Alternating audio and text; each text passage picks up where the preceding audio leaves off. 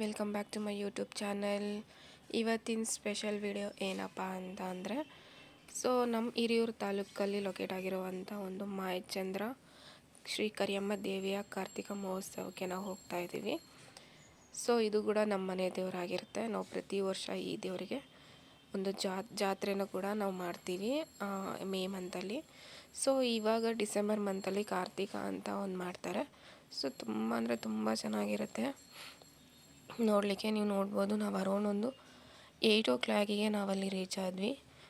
ಪೂಜೆ ಸ್ಟಾರ್ಟ್ ಆಗೋದು 9 ಗಂಟೆಗೆ ಅಂತ ಹೇಳಿದರು. ಅರೌಂಡ್ 9 ಗಂಟೆಗೆ ಸ್ಟಾರ್ಟ್ ಆಗಿದ್ದು ಪೂಜೆ 11ರಿಂದ 12 ಗಂಟೆವರೆಗೂ ನಡೆಯುತ್ತೆ ಕಂಟಿನ್ಯೂಸ್ ಆಗಿ. ನಾವು ದೇವಸ್ಥಾನದೊಳಗೆ ಎಂಟ್ರಿ ಆದ್ವಿ. ನಾವು ಬರೋಕ್ಕಿಂತ ಮುಂಚೆ ಆಲ್ರೆಡಿ ತುಂಬ ಜನ ಬಂದಿದ್ದರು, ಇನ್ನೂ ಬರ್ತಾನೆ ಇದ್ದರು. ಪೂಜೆ 9 ಗಂಟೆ ಮೇಲಾಗಿರೋದ್ರಿಂದ ಇನ್ನೂ ಬರ್ತಾನೆ ಇದ್ದರು ಜನ. ನೀವು ನೋಡ್ತಿರ್ಬೋದು, ಜನ ಕಮ್ಮಿ ಇದ್ದಾಗಲೇ ನಾನೊಂದು ಸ್ವಲ್ಪ ವೀಡಿಯೋನ ಕವರ್ ಮಾಡ್ಕೊಬೇಕು ಅಂತ ಹೇಳಿಬಿಟ್ಟು ದೇವಸ್ಥಾನದೊಳಗೆಲ್ಲ ಹೂವಿನ ಅಲಂಕಾರನೆಲ್ಲ ನಾನು ವೀಡಿಯೋ ಕವರ್ ಮಾಡಿದ್ದೀನಿ. ನೋಡ್ತಾ ಇರ್ಬೋದು ನೀವು ಎಷ್ಟು ಚೆನ್ನಾಗಾಗಿದೆ ಹೂವಿನ ಅಲಂಕಾರ ಅಂತ. ಪ್ರತಿ ವರ್ಷವೂ ಕಾರ್ತಿಕ ಮಹೋತ್ಸವದಲ್ಲಿ ಇದೇ ರೀತಿ ಇರುತ್ತೆ. ಪ್ರತಿ ವರ್ಷವೂ ಜನ ಜಾಸ್ತಿ ಆಗ್ತಾನೆ ಇರ್ತಾರೆ. ಹೋದ ವರ್ಷಕ್ಕಿಂತ ಈ ವರ್ಷ ಅರೌಂಡ್ ಒಂದು 1000 ಮೆಂಬರ್ಸ್ ಮೇಲಿದ್ರು ಅನಿಸುತ್ತೆ ಜನ.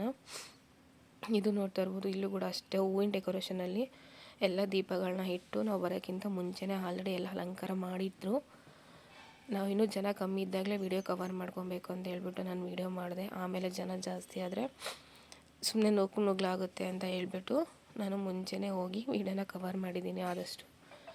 ನೀವು ನೋಡ್ತಾ ಇರ್ಬೋದು ಯಾವ ರೀತಿಯಾಗಿ ಅಲಂಕಾರ ಆಗಿದೆ ಅಂತ ನೀವೇ ನೋಡ್ತಾ ಇದ್ದೀರಾ. ತುಂಬ ಚೆನ್ನಾಗಿ ಅಲಂಕಾರ ಮಾಡಿದರು.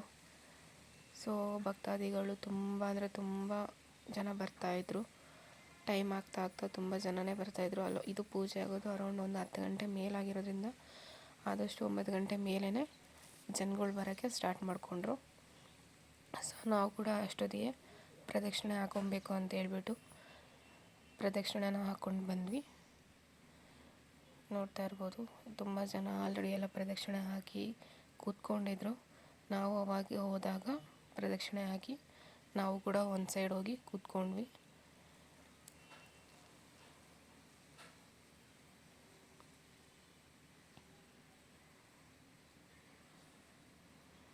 ನೋಡ್ತಾ ಇರ್ಬೋದು, ಜನ ಆಲ್ರೆಡಿ ಎಲ್ಲ ಪ್ರದಕ್ಷಿಣೆ ಆಗಿಬಿಟ್ಟು ತಾಯಿನ ನೋಡೋಕ್ಕೆ ತುಂಬ ಜನ ಆಲ್ರೆಡಿ ಕೂತ್ಕೊಂಡಿದ್ರು. ನಾವು ಕೂಡ ಒಂದು ಸೈಡಲ್ಲಿ ಕೂತ್ಕೊಂಡ್ವಿ.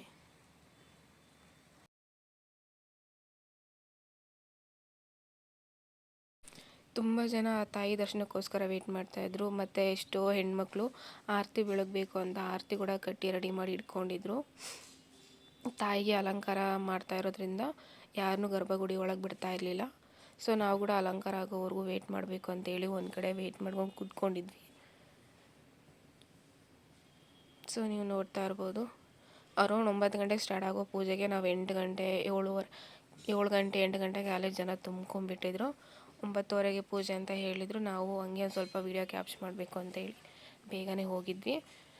ನೋಡ್ಬೋದು, ಚಿಕ್ಕ ಚಿಕ್ಕ ದೀಪಗಳನ್ನ ಎಷ್ಟು ಸಾಲಾಗಿ ಎಣ್ಣೆ ಹಾಕಿ ಬತ್ತಿ ಹಾಕಿ ಜೋಡಿಸಿದ್ರು ಅಂತ.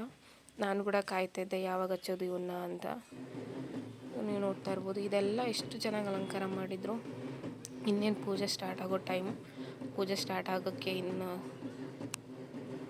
ಕೆಲವೇ ನಿಮಿಷಗಳಲ್ಲಿ ಪೂಜೆ ಸ್ಟಾರ್ಟ್ ಆಗುತ್ತೆ ಅಂತ ಅಂದಾಗ ಜನ ಎಲ್ಲ ಫುಲ್ಲು ಕ್ರೌಡ್ ಆಗೋಯ್ತು ಜನದ್ದು. ನೋಡ್ತಾ ಇರ್ಬೋದು, ಇವಾಗ ಎಲ್ಲ ಒಂದೊಂದೇ ಕಾರ್ಯ ನಡೀತಾ ಹೋಗ್ತಾ ಇದೆ ಪೂಜೆದು.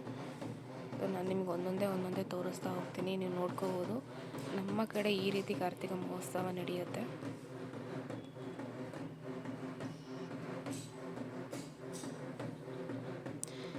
ತುಂಬ ಜನ ಮುತ್ತೈದೆಯರಾಗಿರ್ಬೋದು, ಹೆಣ್ಮಕ್ಳಾಗಿರ್ಬೋದು, ಗಂಡು ಮಕ್ಕಳಾಗಿರ್ಬೋದು, ಚಿಕ್ಕ ಮಕ್ಕಳು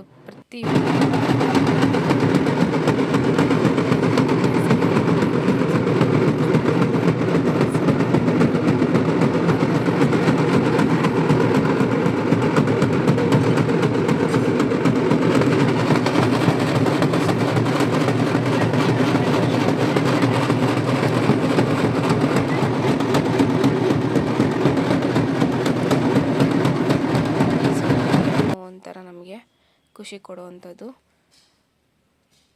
ಪ್ರತಿಯೊಂದು ಯಾವ್ಯಾವ ರೀತಿ ಕಾರ್ಯಗಳನ್ನ ಮಾಡಬೇಕು ಅದೆಲ್ಲ ಕಾರ್ಯಗಳನ್ನೂ ಮಾಡ್ತಾಯಿದ್ರು ಆಲ್ರೆಡಿ.